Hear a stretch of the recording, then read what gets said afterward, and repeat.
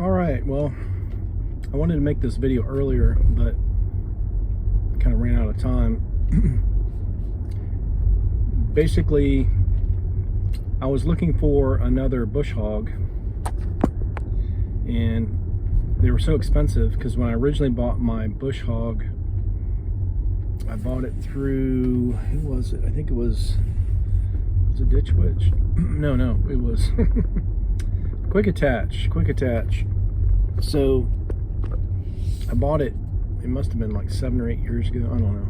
It's been a while, and it's been one of the best attachments I ever bought. It's made me a lot of money, and unless you've ever had one, you don't realize, especially on a skid steer, even a mini skid. I can imagine if I had a full-size skid, but we don't really do a lot of acreage like we do smaller, like acre, half acre, quarter acre, and then we just do cleanups. Like usually a house will be abandoned for 4 or 5 years, and the flipper will come in, and everything will be like, weeds will be 6 feet high, and you really don't need a big bobcat to go in there. You can go in there with a mini skid and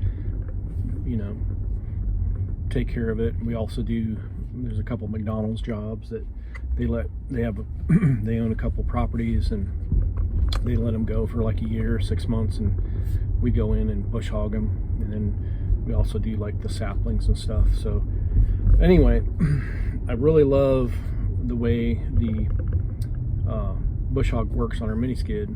So I went to buy another one, and the same exact skid, or the same exact bush hog I bought for $2,500 6 or 7 years ago or whatever, is now close to $5,000. So it's like doubled. So I didn't want to spend like $5,000 or $6,000 plus shipping and all that. So I was looking around, see if I could find a used one, and I really couldn't find one. So I was thinking about building one, and then that kind of fell through. I couldn't get the parts. So I was looking online one day, and they had a full-size bush hog for a bobcat, and they only wanted like, I think it was like $2,200 or something like that, and it was brand new. So I was like, well, I know it's probably too big for my machine, but maybe we can make an adapter plate. And luckily it was a light duty one. It's brand new. The guy went to Orlando and bought a bunch of different attachments, and most of them were between $25,000 and $3,000 for full size, and he didn't want to really run it on his tractor, because it's continuous. So, but luckily for me, it's real light duty. It's basically a big lawnmower. It's not quite as heavy duty as my smaller one, but I got it on Facebook Marketplace, and I just bid it for, it said 10% off, $1,880 or whatever it was, and he ended up accepting the bid. So I went and picked it up last week, me and Steve, and Tony was able to weld an attachment plate on. I had a couple quick connects laying around. They fit, so I got everything up and running within a few hours of dropping it off. It's Chinese. You can tell that the metal's kind of thin. The stickers are cheesy. It's starting to rust a little bit. So we stripped everything down, or we stripped the stickers off, and Steve painted it. Tony welded the attachment plate on and double checked the connectors, screwed everything together, and turned it on and started working. And it's also rated for a higher flow. I think the flow is supposed to be like 12 to 15, and my machine's like maybe 8, 9 tops. So like, it's really not made for it. So we're going to have to probably just limited use, because it's 72 inches. It's humongous. It looks bigger than my machine, but it only weighs like, I think the package weight was like 750 pounds or something like that, and my machine will pick up way over 800 pounds because I have a SK800 with a weight kit. So I mean, we picked up way over 1,000 pounds, and I picked up the bush hog and it was like nothing. So the weight's not an issue, it's just the gallons per minute. So we're going to run it. I'm mainly just going to do high grass and stuff with it. I don't think it's built for anything more than that. The blades are too thin compared to my other one. But the nice part is 72 inch, we can mow a lot of grass in a quick hurry, the high grass. So we're going to put it through its paces, and I'm just happy it works.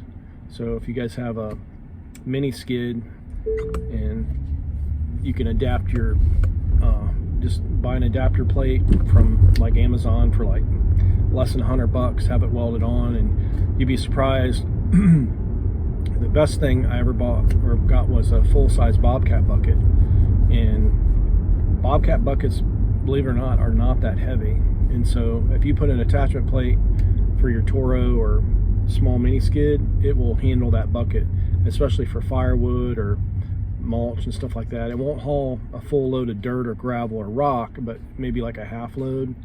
But it's so good for smoothing and leveling out dirt, smoothing out dirt, rock. I'm so glad that we decided to get the bigger buckets, because you can fill them up full of firewood, and our machine handles them easily. They're just super handy for raking up debris around the shop on jobs. They hold a lot more than the mini skid bucket. And so anyway, the new thing I think I'm going to do is I'm going to try to get a grapple rake for it, because all the grapple rakes they sell for the mini skids are so tiny, and it's like sometimes if you're doing bigger wood, it's just you have to cut it up too much to haul it. So I'm going to try to find a grapple rake that's, you know, only a couple 100 pounds, and see if I can use it to haul away the bigger logs. So anyway, we'll have a video of the big 72-inch brush hog in action on the SK800 and see how high a brush we can get through without bogging down. So anyway, I wanted to make this video. I just haven't had a chance, so I figured I'd do it on the way to pick up my daughter. So anyway, guys, thanks for watching. If you like this video, crush the like button, and we will see you soon. Put my Ditch Witch hat on, because we've been, if it wasn't for Ditch Witch, man, that little machine I've had, let's see, this is like my third Ditch Witch. I had a SK, what was it, SK750, SK752, now SK800. I've had a Ditch Witch, or a Toro Dingo track machine, a Toro Dingo wheel machine. We've had a Boxer, mid-sized Boxer, and what else? I went through, I had a Ramrod for a while, had a full-size Bobcat for a while, and so far, everything I've used, Ditch Witch has held up the best. I even had a Vermeer. I tried a Vermeer out. It broke down on me first day. The Ramrod, the chain broke. It had chain drive. That chain broke on me. So the Toro Dingo, the diesel one, overheated on me.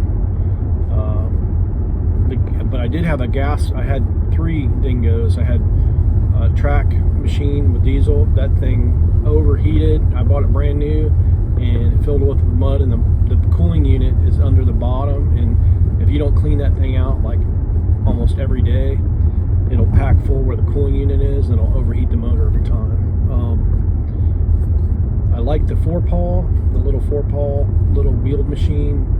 They're light duty, but they're tiny. They're 42 by 42 by 42 or something like that, or 48 by 48, and they're really good if you can get them in there, but they don't pick up much, but they're fast.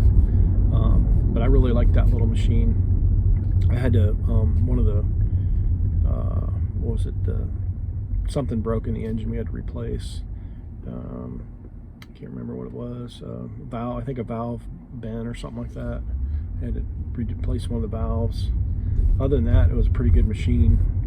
I think we put about 2,000 hours on that one, and then I bought a used track machine Toro that was gas, and I like that a lot better because it didn't overheat, didn't have all the cooling problems. So if you ever get an older Toro, I recommend track machine, do not get the diesel unless you want to clean it all the time or you're working on pavement, because if you're working in the grass and debris, it's going to get packed full of dirt and it's going to overheat and crack the motor, crack the heads. Alright guys, that's all I have, and we should have a busy week next week. I'm full for about 3 weeks out, so we will see you next week with lots of work. Tree life.